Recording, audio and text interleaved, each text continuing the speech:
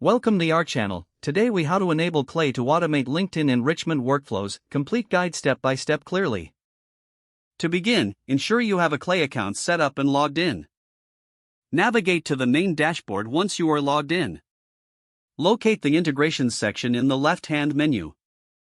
Click on Integrations to access a list of available integrations. Search for LinkedIn in the Integrations list. Select the LinkedIn integration to view its details. Read through the integration information to understand its capabilities. Click on the Connect button to initiate the linking process with LinkedIn. You may be prompted to log in to your LinkedIn account if you aren't already logged in. Authorize Clay to access your LinkedIn account by following the on-screen instructions. Once connected, return to the Clay dashboard. Next, navigate to the Workflows section in the left-hand menu.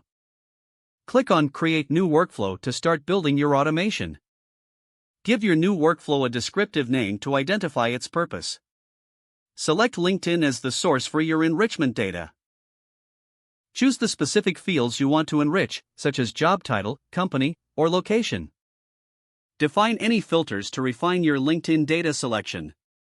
Set up actions for what you want Clay to do with the enriched data. Decide if you want to send the enriched data to a CRM or another platform. Review your workflow to ensure all settings align with your goals. Once satisfied, click on the Save button to save your workflow. To activate the workflow, toggle the activation switch to on. Monitor the workflow's performance in the Workflows section to ensure it runs smoothly. Adjust settings as needed based on the data and feedback you receive. Utilize the automation to streamline your LinkedIn enrichment efforts going forward. Explore additional features in Clay to further enhance your automation process.